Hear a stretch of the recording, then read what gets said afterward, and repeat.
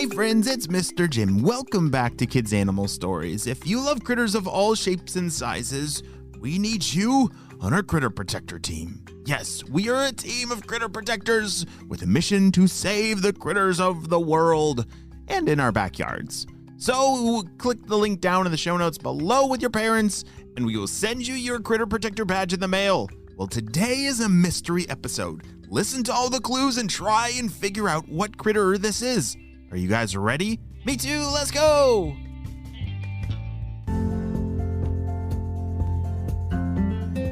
It was a beautiful day early in the morning in the meadow as Clover had just opened her eyes for the day. She peeked around and all was quiet in her cozy, grassy home. All her brothers and sisters were still sleeping. The dirt walls around them had kept them super cozy and very safe. "Is anybody else awake?" whispered Clover. To no response. Everyone was still sleeping. I kind of want to get up and go, and I've got all this energy. I need to hop around a little or something.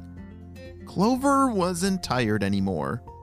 Even though she wasn't just a little kit, she decided to venture off. Have you ever woken up like that before, maybe a little too earlier than the rest of your family? And you had a lot of energy and you felt like, oh, the day just needs to start. Yeah, that's how Clover felt just now. She poked her head out the door and... Oh, even my tummy says it's time to get up. I need to find some breakfast, she said. She hopped out and peered through the tall grass above her home. She sees small droplets of dew sparkling in the sunlight, hearing some crickets in the distance and even a bluebird way up in the tree next to her home. Have you ever been outside really early in the morning? Like the sun is just starting to peek up over the horizon, and sometimes there's fog, like that cloudy stuff that looks, fog. Or wet dewdrops on the grass. Sometimes if it's cold, the dew might turn to frost, and it looks like tiny white icicles all around. Have you ever seen all that before? Yeah, that means it's really early in the morning. Well, Clover decided she wanted some berries. She knows there's some just on the other side of the tall grass.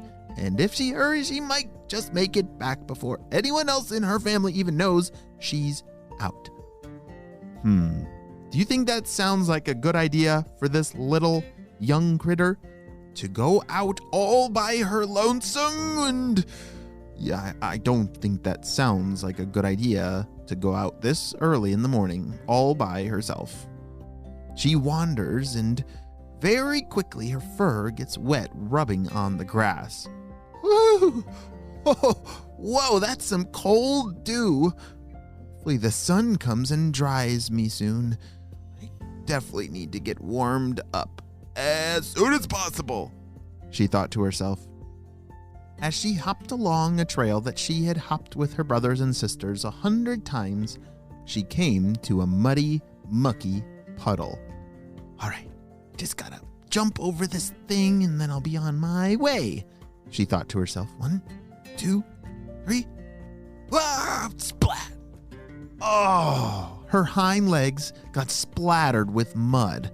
Her little white patches of fur are more like patches of brown now.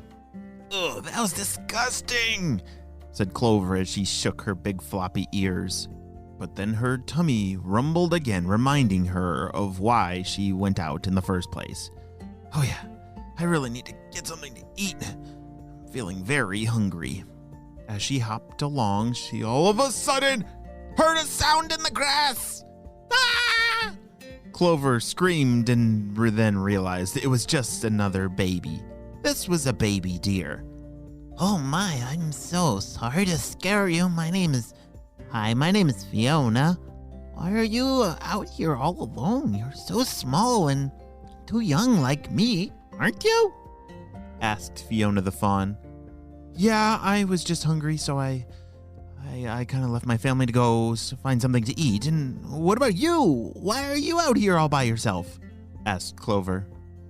Well, I'm not exactly by myself. My mom's right over there. She's out getting something to eat for us, and so she just leaves me and makes a safe place for me to hide in the grass like this. Yeah, that's a really interesting thing about deer. So do you know what a baby deer is called? A fawn. Yes, that's not the critter that Clover is, but that's who Fiona is. And baby deer, sometimes you might even see one hiding in the grass, as still as can be.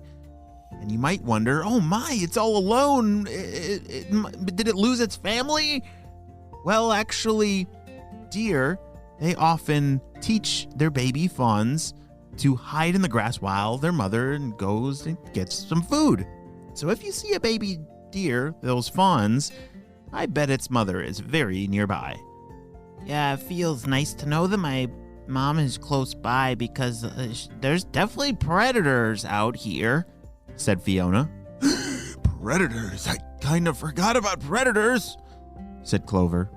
Oh yeah, they're definitely out here. You should probably head back home and ask your parents for some food if you're feeling hungry. I'm just gonna hop a little bit further. It should probably be okay. I'm just really hungry, and I don't think it's gonna be that dangerous, said Clover. She said goodbye to Fiona and continued on her journey to find something to eat.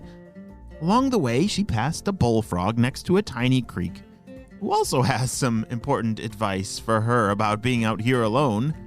You know it's not safe out here for little ones like you now. Ribbit, ribbit. These parts are lurking with predators.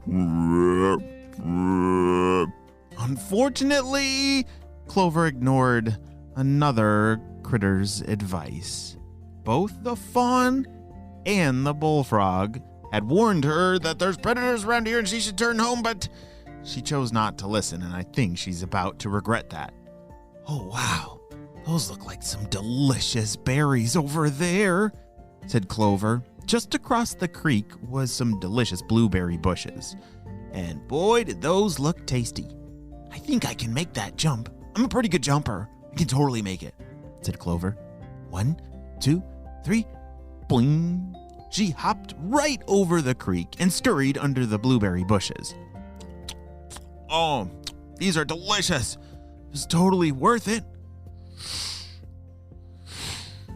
Wait a second. What was that sound?